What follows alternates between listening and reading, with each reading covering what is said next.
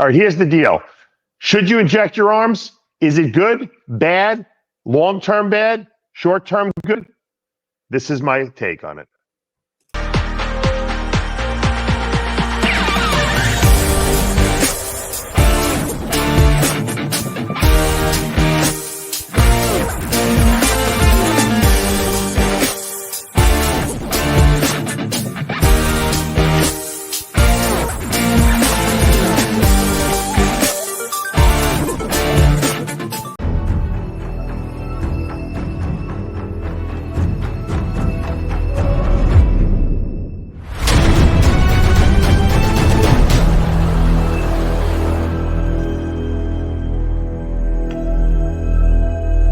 I created Species Nutrition with one mission in mind: to provide bodybuilders and serious athletes with no-nonsense supplements that work.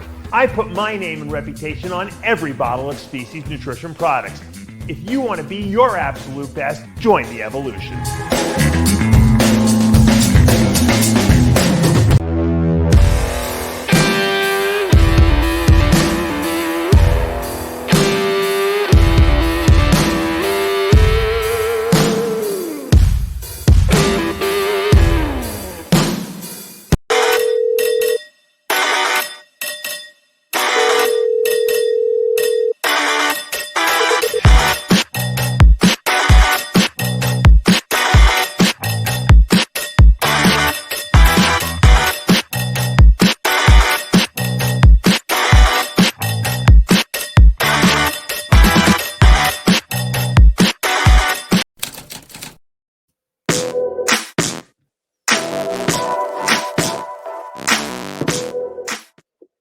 RX Television, RxMuscle.com. This is Ask Dave, your 30-minute question and answer show with Dave Palumbo. Whatever's on your mind, bodybuilding, non-bodybuilding, we got you covered. The first two questions on the show from the Dave Palumbo Experience app. First question, does arimidex lessen the chances of getting acne?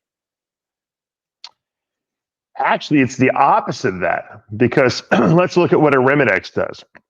Arimidex is what we call an aromatase inhibitor, so it prevents the conversion of testosterone into estrogen. That's what aromatase enzymes do. When you block the conversion of testosterone into estrogen, theoretically, more testosterone is now available to convert to DHT, or dihydrotestosterone. It's the DHT that actually causes the acne and irritates the acne. So by blocking the estrogen pathway with an aromatase inhibitor like arimidex, you actually might make the acne worse. And I noticed this when I first started taking arimidex years ago. I was probably one of the first few people ever to use an aromatase inhibitor, because I had a doctor who was involved in one of the studies for the aromatase inhibitors. And I noticed I was breaking out like crazy. I couldn't figure it out. Now, little did I know at the time, I was already a very high DHT converter. Now I was actually even allowing my body to convert more, because I was preventing a lot of my estrogen conversion. So what I recommend people do is, if you are sensitive to acne and breakouts, you have to take an aromatase inhibitor because you're producing estrogen, you're getting estrogenic side effects, take my Testalize product from Species Nutrition, 3 pills twice a day.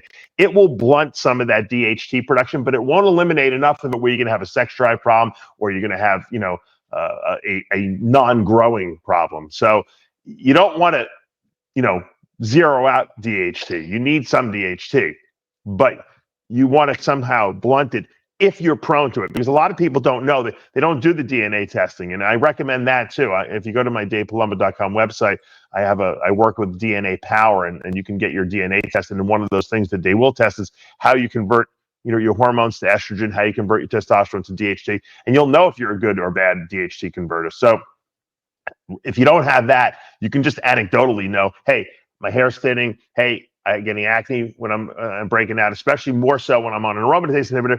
I better take something to kind of ease it out, but I don't want to take something too severe like finasteride. So you can use Testalize at 3 pills twice a day. My recommendations: give it a shot. I think you'll be very happy with the outcome. Second question, again, these first two questions are from the Dave Palumbo Experience app. The gym that I go to recently put in a room with a red light therapy bed. Your thoughts on red light therapy? Would it serve much benefit to a bodybuilder? I personally haven't done red light therapy treatments, but just because I haven't done it, I don't want to foo-foo it and say I don't like it, because like I said, I haven't tried it. a lot of the effects are very supposedly subtle, and a lot of it, whenever you hear like something that does 100 different good things to you, I always am a little skeptical about how good it actually is at performing all those duties. It's supposed to help with skin, and it's supposed to help with the collagen, and it's supposed to help with the recovery, and it's supposed to help with sleep, and it's supposed to help with immune system. It seems like the all duty panacea for everything. So I'm a little skeptical. I think it probably has some benefits. I've read some of the research, and it does seem like it should do something. I don't think you should expect miracles from it. Can it hurt? Absolutely not. It probably can only help you. So if you have access to a red bed, therapy, so a lot of gyms now are getting them in there and stuff like that, and you want to do it, give it a shot. I'd love your feedback on it because, like I said, I haven't done it personally. Doesn't mean I'm against it. I'm always for a lot of these alternative, safe therapies like that. So sounds good. These two questions, by the way, very good questions from the Dave Palumbo Experience app. If you guys have not, heard about it, you can download it on your Android phone or your iTunes for the iPhone. And it's $29 a month. You get Dave Palumbo, myself, as your coach in your back pocket. You're going to see all my videos I've done, all my articles I've ever written, all my protocols, off-season, pre-contest are all in that app. I answer everyone's questions in an open forum, so everyone sees everyone's questions and answers. It's a really good learning experience on a daily basis. I also do every week a Q&A video, just like this. It's like another Ask Dave, exclusively for the app members. So that's another additional learning experience you get there. We put up a workout every single week. We have a lot of members of the app. I know a lot of people are really, happy about all the information that's being provided. And, I want to thank you guys for your support, and I'm going to continue doing this. Let's go to our Facebook and Instagram questions. Again, if you're not already following us there, on Facebook, search for RxMuscle. On Instagram, official_RxMuscle. Long-term effects of guys continuously shooting their arms up. All right, here's the deal. Should you inject your arms? Should you not inject your arms? Is it good long-term, short-term? The bottom line is if you abuse anything, you're going to have problems, okay? Greg Valentino famously used to say when he would inject, a whole bottle, 10cc bottle of test propionate into his arms, he would use the same needle, over and over and over again. Even though he had boxes of needles in his house, he was cheap and he didn't want to use. So if you use the same needle, okay, over and over, first of all, you'll probably get an infection. But if you don't, you're going to create a lot of scar tissue in that area, okay? So you always want to use a fresh needle because otherwise, what happens is these needles, even though they don't feel like they're blunted, if you look at a needle that you use once, you put through one plunger, and you look at it under a microscope, the sharp tip looks like it's bent like a fishing hook. And when you start jamming a fishing hook through your tissue of your arm, it causes a lot of micro damage, and that leads to scar tissue buildup. So you got to use, number one, always use a separate tip to draw the stuff up and another tip to inject. Okay, that's number one. Good for, number one, sterility. It's also good so you don't build up scar tissue, because long term, you could build up scar tissue, and guys get these lumps in their arm, and there's nothing you can do about it once that happens. So you don't want to build up scar tissue. Number two, you don't want to overdo it. I give out a protocol that I've developed over the years of how to, do your arms properly. And it's certainly not conservative, but it's certainly not over the top. So if you want, you can reach out to me. I'll be happy to send it to you guys. But the key is not overdoing it, but doing enough that you're going to get a benefit out of it. And there is a sweet spot there. And once you learn that sweet spot for your arms, you'll be able to enhance it without anyone really knowing that you're doing it. If people could tell that your arms are all shot up because you overdid it, because you want 25-inch arms and you just don't have the proportion to have 25-inch arms, then you're going to look like, like Rich Piana, and you're going to just be an internet sensation. You're not going to do well on stage because the judges will mark that down. However, to naively think that no one in the top, 5 at the Olympia shoots their arms, you'd be very naive to believe that. Okay, so people do it, they just do it in a way that you don't know, and that's why it looks so good. And that's why there's good artists and there's bad artists. We do get questions a lot about resetting androgen receptors. This question's from Eric Rosa. When running gear for a long period of time, such as many years, is there a way? So I guess he wants to know if there's a such thing as a full reset. Is there a way to reset your androgen receptors so you can get a response like you did when you did your first cycle? There absolutely is. Unfortunately, a lot of people don't want to go that route, and the route is you have to go off the drugs, okay? And you can't do it for 2 weeks. It's not going to happen. But if you go off everything for a good 8 weeks, at least every year, which is what I recommend, you're going to reset those androgen receptors. Now, I'll give you some firsthand anecdotal evidence that I have. Remember, I went off for 7 years, off of everything, including hormone replacement therapy, because I was having my kids, my 3 children. And when I went back on HRT about a year and a half ago, the smallest dose, my body responded like it was the first time I've ever taken anabolics. That's why I put a lot of size on very quickly and gained back a lot of size, because my androgen receptors were so good. And that's what happens when you go off. Your body says, hey, there's not enough hormone here, but it doesn't really know there's not enough hormone. It thinks there's not enough receptor for the hormone. So it thinks the reason the muscle cells are not being stimulated is because there's not enough receptor to receive the testosterone. It doesn't know what your levels of testosterone are in your body. It only knows what it can respond via the receptors. So in long periods of time where there's no response, where there's very little hormone binding, what the body does is it says, let's increase the number of receptors. We'll get a better response. And more the receptors increase. And if there's no hormone in the body because you're off cycle, it'll keep doing it up to a certain point, and then it will stop and say, oh, well, I guess it wasn't a receptor problem. Then when you do reintroduce a higher level of hormone to the body, your body will hyper respond to it because now you have a lot more receptors than you did before. And this is, look, the perfect evidence. You don't have to believe me, but the perfect evidence is, why do women respond so well when they take anabolics? Women can take 10 milligrams of Anavar and they put a lot of muscle on, because their receptors, think about it, they have almost no testosterone in their body. They have very minute amounts that are produced and their whole life. And all of a sudden, now you put something in like Anavar, which is like 100 times, maybe 1,000 times what their body produces. Even though it has no side effects, Anavar, even though it's the mildest anabolic, they have so many receptor sites available for Anavar that the Anavar works better in their bodies than it would in a male's body. And that's just because of the body only knows what it can respond to. And so to think that going off is not going to help reset your receptors is idiotic. And I see people putting videos out there saying, no, the more you take, the more receptors you produce. What are these people thinking? They must be mildly, mentally challenged, because it's a very logical cause and effect relationship. Let's go to another what if question regarding a 212 bodybuilder, and in this case, the reigning 212 Olympia champion, Keone Pearson. With the success of 212 bodybuilders in the open division nowadays, how do you think Keone Pearson would do? Keone's challenge is that he's very short. And I'm not talking like Derek Lunsford short. He's very short, and that's why he's so dominant in that 212 division, because he can weigh a lot, or look like he weighs a lot. At his height, he looks like he's an open bodybuilder in that division. But that's why he's, that's where his domination is. The guy can do any division, to be honest with you. He can do classic. He'd be a freak. He can do open. He can do 212. He is a genetic freak, and he has got some beautiful, beautiful muscle bellies and tools that, all of us wish we had. And, he's still working on nailing that conditioning perfectly, and he'll get it. A lot of it's just muscle maturity. He's put a lot of muscle on very rapidly. I think over the next year or two, we're going to see a Keone Pearson that's going to be, so dominant that he's not going to be unbeatable, at least at 212. And maybe at that point, he'll say, you know what? I'm bored with this division. Let me go up to the open and see what I can do there. Because I think he can win pro shows in the open division. Can he win the Olympia?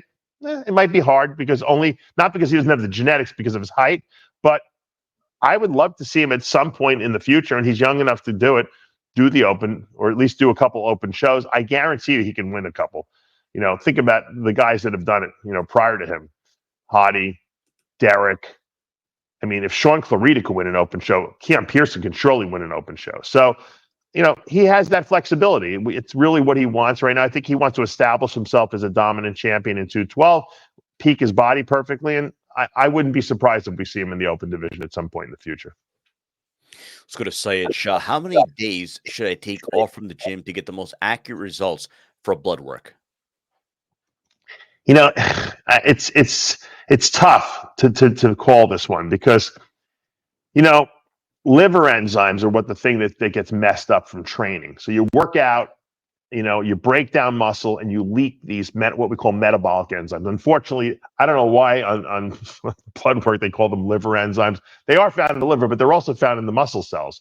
The problem is that most people don't break down an enormous amount of muscle on a daily basis. So when those enzymes are high in an average person, it usually means that they have some kind of liver stress. It's because the liver cells are breaking down. But in a person who trains, when you see high enzyme levels of those, you know, SGOT, SGPT, you know it's coming from muscle, especially when they're like 3 times normal. The bigger the guy, the higher those enzymes will go. And that's very, very consistent with the idea that if you have more muscle and you break it down, you're going to see higher enzyme levels in the bloodstream. If you're smaller, if you're a woman, you won't see as high an enzyme level because they don't have as much enzyme to leak because they have less muscle. So that's very consistent. So is the right time frame 2 weeks off from the gym to get those enzyme levels down to normal? I don't know, because the problem is that sometimes when you take too long off from the gym, what happens? You lose muscle, right? You atrophy. And when muscle atrophies and breaks down, it releases those enzymes. So I really wouldn't worry about liver enzyme levels if I was you as a bodybuilder. When those enzyme levels, when I get blood work, I ignore them. I don't even, people send me the blood work, I don't even look at it because unless they have a liver problem, it's really impossible to tell. Now, I will tell you this, when I was in like the hospital, you know, getting like my heart surgery and stuff like that, and I think when I had my shoulders, you know, done, and I really wasn't training that hard prior to those surgeries, my liver enzymes were kind of normal, you know, which was amazing for me. Now that I'm back to training really hard again, they're back up again. So it's definitely consistent with training.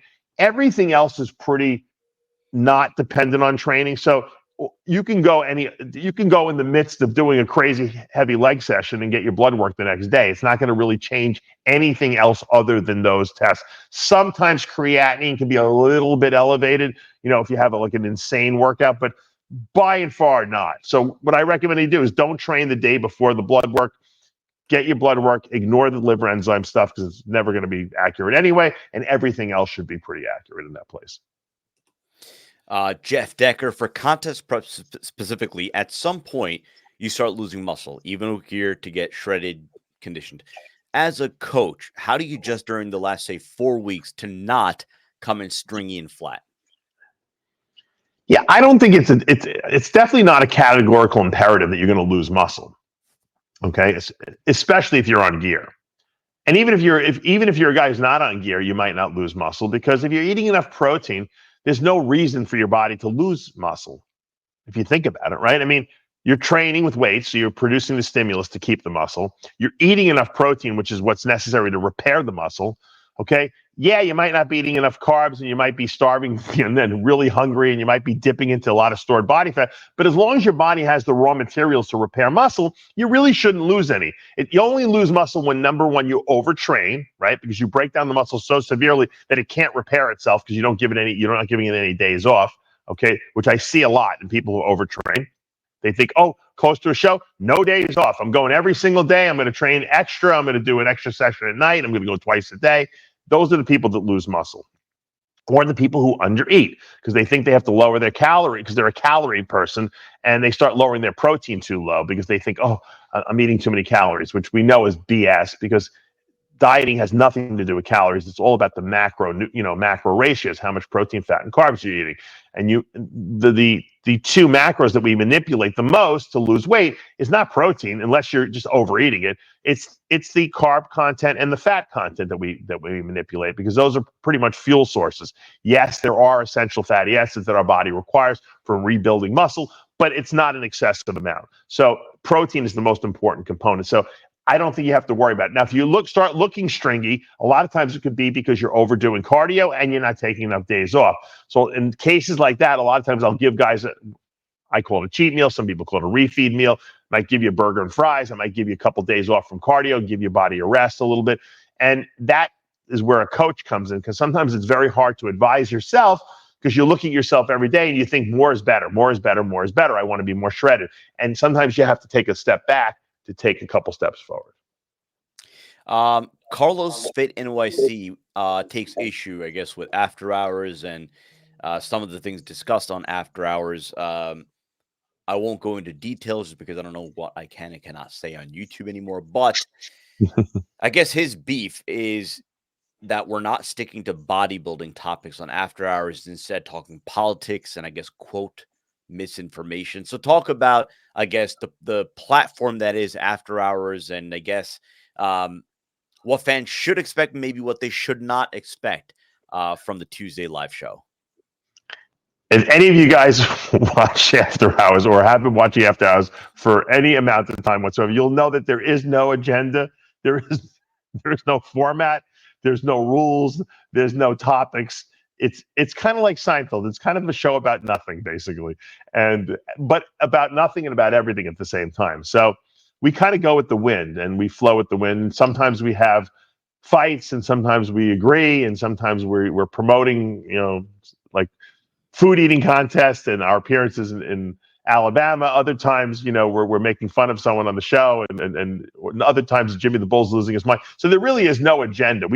I try to always have it mirror something related to working out and bodybuilding, because that's the industry we live in and that's the world we essentially live in. So everyone on that show is a bodybuilder, and that's the lifestyle that people want to find out. Well, what do bodybuilders do? Well, we don't work out all the time.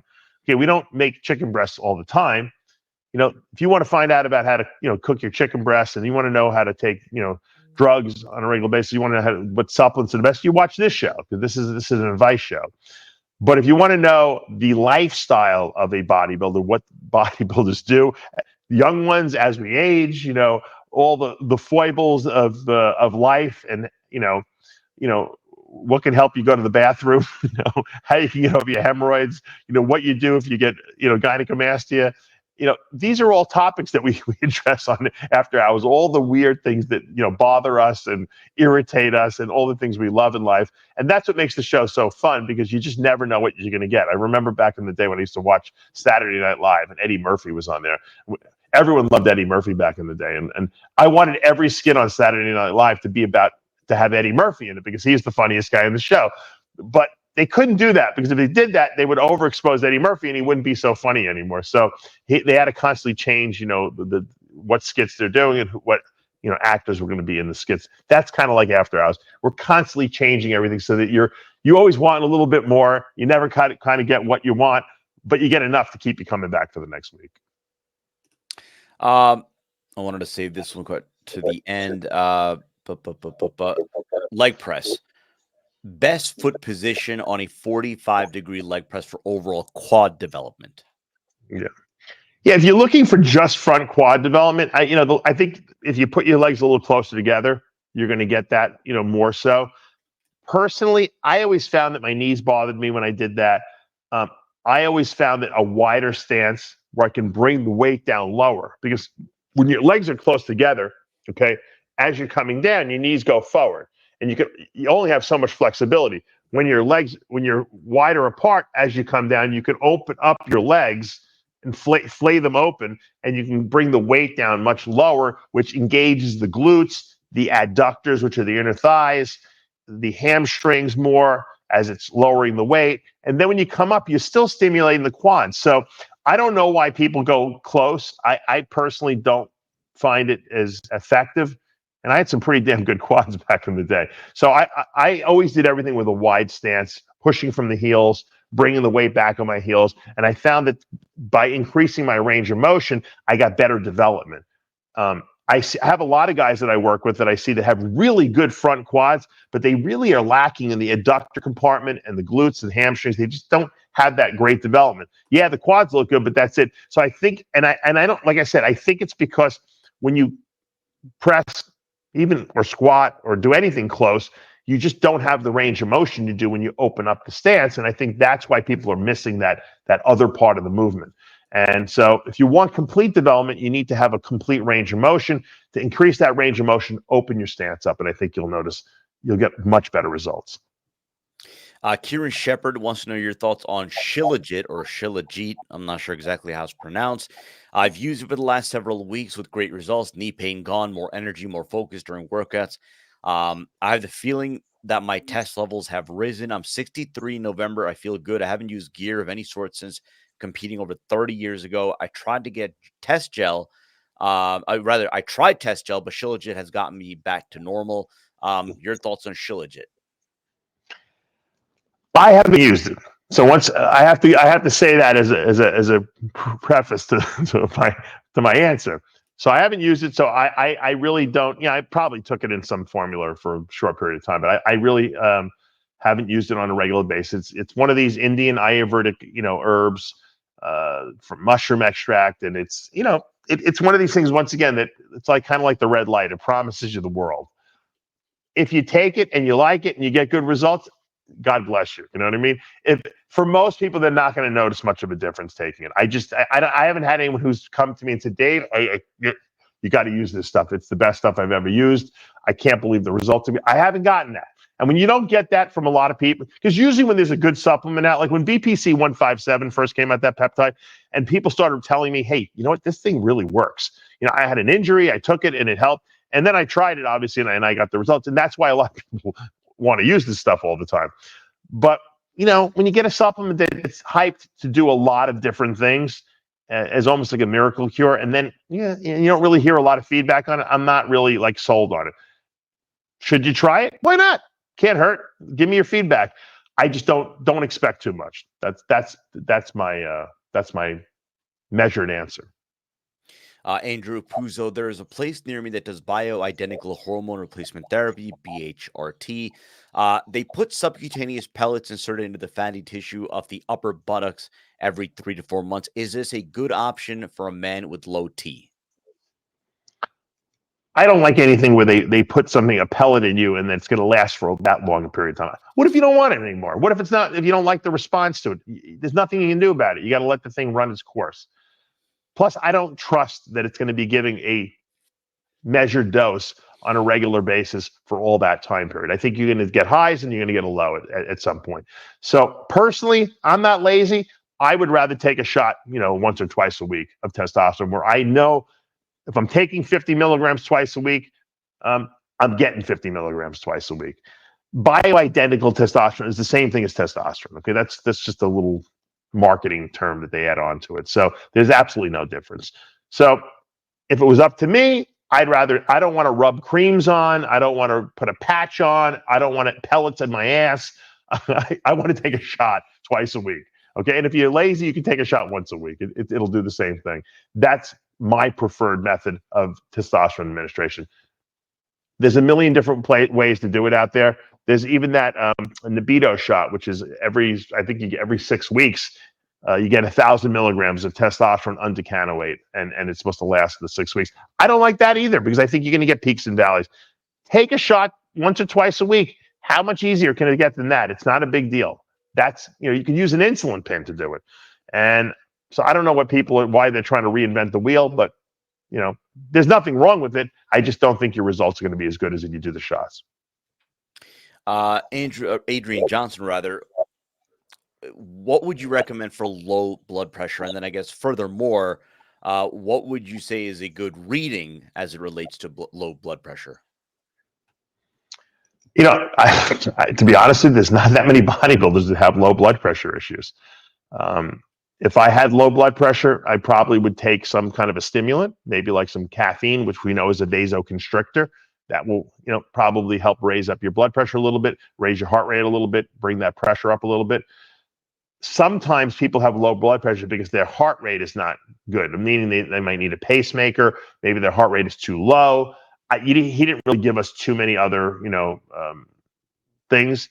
My blood pressure was very low after my heart surgery because I lost a lot of weight. I was down to 180 pounds, and I couldn't even take blood pressure medication. I was low even without the blood pressure medication, and I was like, "Holy mackerel, what's going on here?" I didn't realize it was weight related. As soon as I gained back my weight that I lost, I was back on my blood pressure medication again. So there is a weight component to it. So sometimes when people diet and they're taking like clenbuterol drops blood pressure too.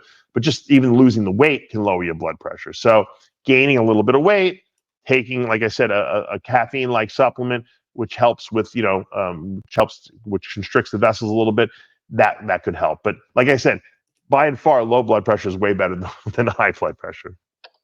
Much safer. Take one more question. It's from Matt Black. Now, this term has sort of made a comeback recently. Very popular now on social media. It's called aura. And I mean, God, like pop stars, athletes, whatever. There's this term about aura. So the question is, which bodybuilder, in your opinion, has the most aura?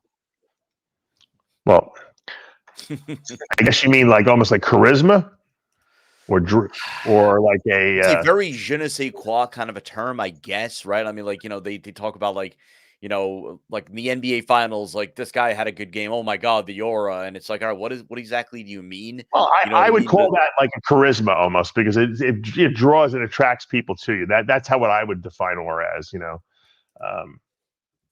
but I'm like and looking up to see what today's aura means or whatever. But no, I'm just saying, to me, aura would mean, the effect that a person has on other people. That's how I would define it. Just or their on stage aura, yeah. their on stage. I think Nick Walker has a really good There you go. aura on stage. I think he people want to see this guy on stage. They're definitely drawn to him. I think in all divisions, probably Chris Bumstead has the best aura, right? I mean, the guy, people can't get enough of the guy. So he's got that gift in spades for sure. And there have been champions in the past that had great aura on stage, Levrone and Ronnie and Flex. They just they drew you in. If that's what we're defining as aura, it's this like Dorian had a very scary aura on stage. People was petrified of this guy. Even guys like when Flex Wheeler and Dorian and Kevin Levrone and Sean Ray are afraid of someone, that's a great aura to have, right? Because Dorian was such a menacing, unknown commodity. He would disappear for the whole year, and then he would just show up at the Olympia, and people would be like, holy mackerel, this guy just keeps getting better and better. So I would say he had a great aura. But I think in today's world, probably Chris Bumstead probably would have the best aura, because look at this guy's following he's got. Anyone who has that many followers, I don't even, what is he up to now? He was over 20 million at the last time. Yeah. Let's see. Last time I think we talked about him, he was at like 20 million.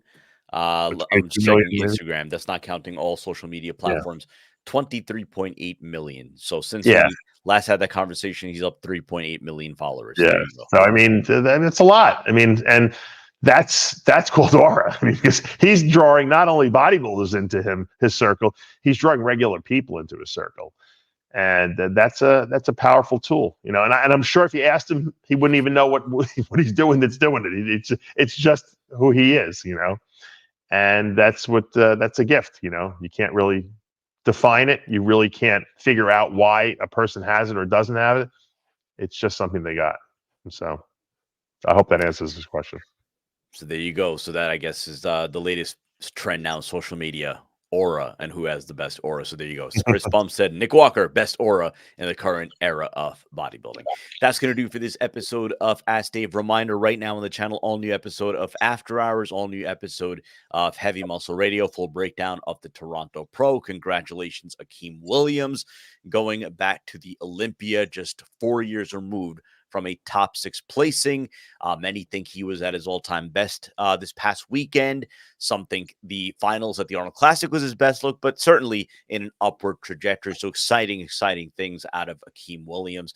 Also, big reminder, next weekend, not this upcoming weekend, next weekend, the WAC Pack, we had a question earlier on in the show about After Hours. The WAC Pack will be in Alabama, Montgomery, Alabama. This might be one of the most random, spontaneous get-togethers of all time as it relates to RxMuscle and perhaps the bodybuilding world, but it is going to be going down Montgomery, Alabama. Friday night is going to be a WAC Pack on-stage panel. It's going to be a live Q&A interactive session. I'm going to be moderating it. We're going to have Dave. We're going to have Greg Valentino, John Romano, Jimmy the Bull, anyone that I missed, Lee Priest as well. Lee Priest is going to be there as well. And then really, throughout the course of the weekend, it's going to be a chance to meet and greet, have some fun, hang out, whatever, go around town with the WAC Pack. We're going to be filming all sorts of content, behind the scenes stuff We're going to be, Dave talking about having an eating contest of some sort. So we'll be doing that as well. And we're going to make sure that we have it all filmed, all recorded.